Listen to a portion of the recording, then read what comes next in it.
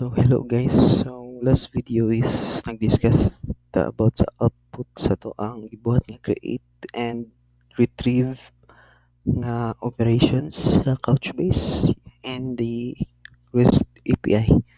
So karon nga video tutorial is mag-create og custom nga user repository. So kung tanawon ninyo kaning user repository nato is nag-extend sa to ang default ni Couchbase repository wherein wala ra tay gidungag, di ba? So what if naamoy inyohang function nga gusto buhaton, like for example update, delete, update certain ID, so kana, or update with fields. So kinahanglan nato ang mabalaan. So first is mag-create mo og interface. Pangalan na to custom user repository. Then we'll have optional, for example lang siya. So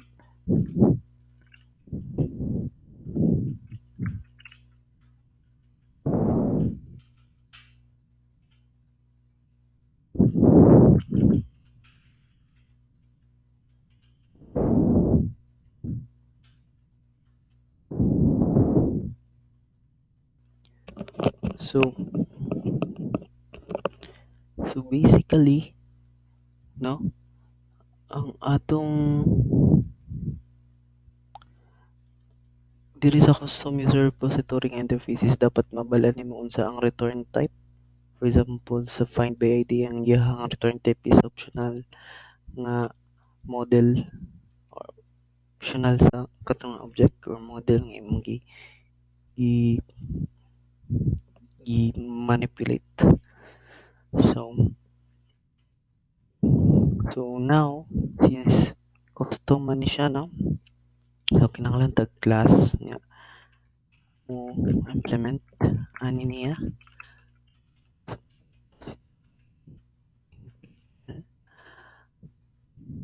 Then we'll add custom user repository.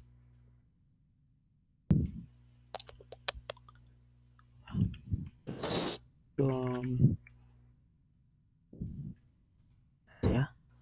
So automatic pag mo implement ka og interface, no, ang unsa nga imong gi-declare dari is makita po nimo siya dari sa class nga nag-implement ani. So yeah. So now diri pwede nato magamit to ato ang i-default magamit to mga default nga user repository. So pwede nimo ni siya magamit ang user repository in such many ways, like na naman diri ang default like find, atong tanawon ni nga kuan, no, na diri ang find all, find. So dali na lang kay na sa imo, for example diri sa MPL mag find by ID ka or later on mag-update ta, then pag update is mag-retrieve ta og data or certain field. So mas dali siya sa ato ang part. So diri is sa to na tawgon, then find by ID.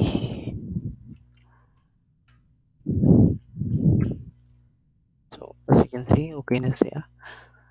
So ang catch lang ani is ang imong custom user repository, which is kani, is wala naka-annotate, dili pareha ni na naka-annotate siya. Then kani siya is nag-extend og Couchbase repository while this one is not. So atong buhaton na aron makita sa screen ni siya nga interface is matuta sa quiz app application sa itong main file. Then butang ta og bin, then bali magbuhat og function nga return type is ang custom user repository.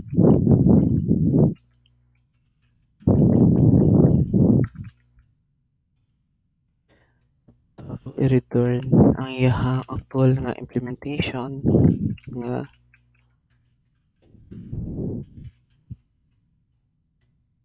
repository mpl.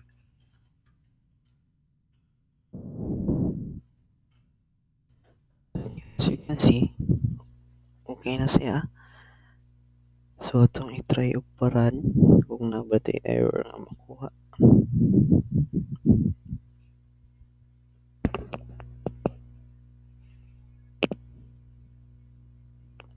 So, as you can see, okay ra siya, no? Wala tay error nga makikita. So, open ang bucket na to nga sample. Naka-start ang atong server sa port 8080. So, sa next video is atong ipakita ang output ani kung saan makita nato. So, first is mag-add sa ta og function diri sa REST service nga motawag sa to ang kani find by ID. So, first atong tawagon initialize out to wide user repository. So, why nga nag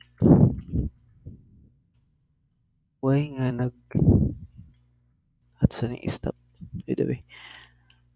So, nga kung nag outward na dari is because kani siya is i-declare na nato dito sa to ang quiz app application, which is nag-instantiate na siya sa to ang custom user repository wherein pwede na nato ito siya gamiton for mga outward. So once nga instantiated na siya, pwede na ito gamiton the same actual object, which is kani, and that one is the same na siya. So I think singleton ni siya, no? Gi kasara siya gi-declare, pwede nimo kadagan i-gamit using outward. So now mag-add ta og routes. We'll have another one. We'll name this one get custom repo and find by ID. Then tawag na to custom user repo.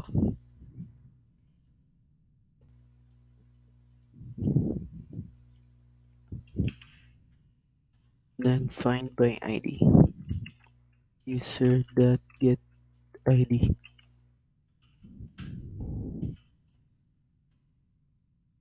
Then initial is optional users.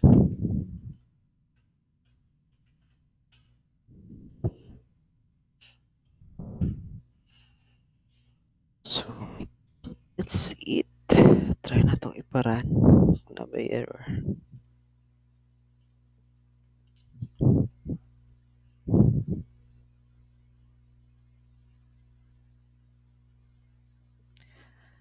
So as you can see, naka-open na ang bucket.